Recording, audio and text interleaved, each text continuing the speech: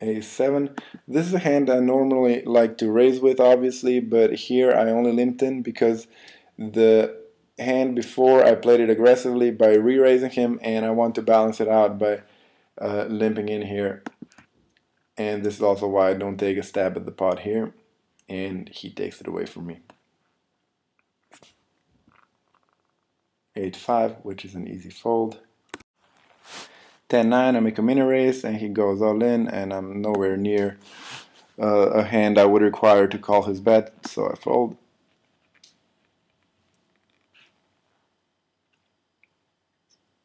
Another mini raise with my queen 5.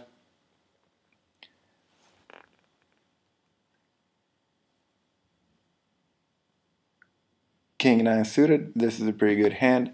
The fact that he only went all in, or he only re-raised me all in once, makes me think that he's doing it only with his solid hands, and this goes in line with the fact that he's a good player. So he calls here, and the flop comes 3-3 queen.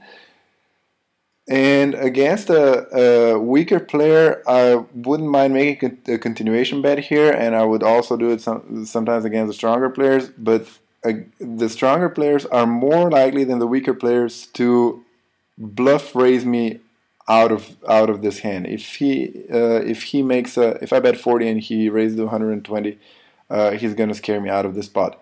So this is the reason that I only check here. And now after the turn comes after the ace comes on the turn, and he checks. There are 3 spades on the board, and if he had anything, I'm thinking he would have to protect it. So I just make a pot-sized bet and to represent an ace, and I try to take it away from him, and it works.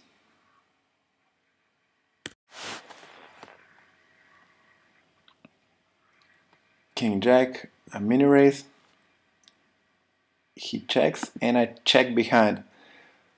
The reason I checked behind here was, I can either take it away from him on the turn, or I can represent a slow played ace if he tries to make a move on the turn.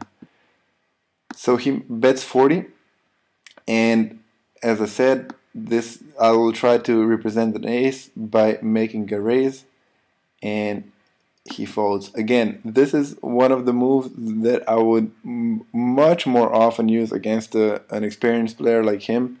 Against a weaker player, I would just make a continuation bet and try to take the pot down. But here I go for this move so that I appear unpredictable to him.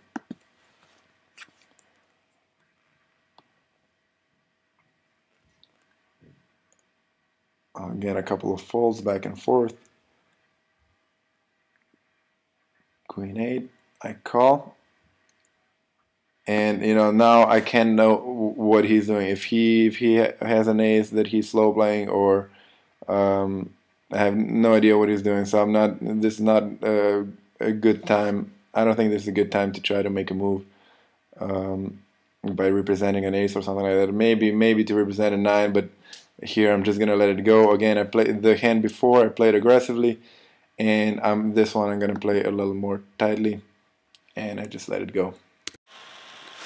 Ace Jack, I make a mini raise. He calls. This is not a great flop for my Ace Jack, but it's not horrible either. I have 2 overcards and a gut shot straight draw, but I do not like the idea of making a continuation bet here, because there are a lot of hands that he'll move all in with. Any draw or any 9 or even any 8, and it's not really a situation I want to be all in with, because I have like at best I have like 10 outs or something, like 4 10s, 3 jacks, and 3 aces. But jacks can't really be counted necessarily as outs if he has if he has a draw like 10-5 or something like that. So I wouldn't want to be all in here, and this is why I check behind. And after this ace falls, I can't give him any more free cards, so I bet 60 into this pot, and he calls. Now, it is possible that he has a 7, but this is an option I will exclude for now until I'm proven differently. It's either possible he had a draw or that he has a 9 or an 8. So if he has a draw, he's not going to call any of my bets, even if I bet 30.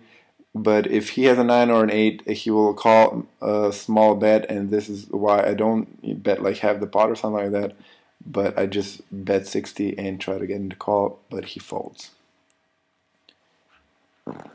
2-8, he goes all in and I fold. Jack 4. I just limp in here because I don't want to lose any chips by him going all in. And I want to see how aggressively he's going to be playing at this stage in the game. So I just limp in, and he checks behind and bets 30 into this pot. The fact that he's a strong player and that he saw that I didn't raise pre-flop probably makes him think that I don't have the ace, and that it is therefore much more likely that his bet will be successful. So this is why I try to test him here, and I try to represent a slow played ace, and I see to see if it's gonna work. And it does. And again, this is a move that I would much more be inclined to make it against a stronger player than against a weaker player.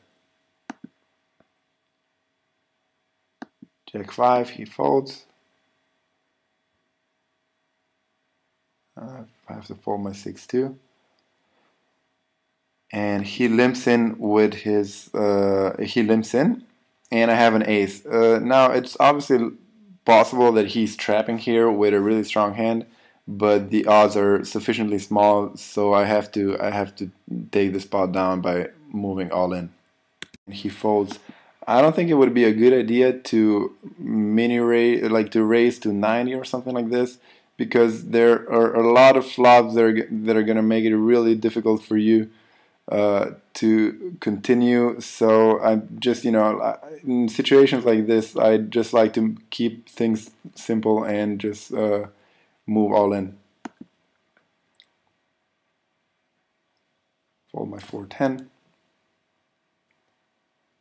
Wow, this is a pretty nice hand, especially if it's at this stage in the game.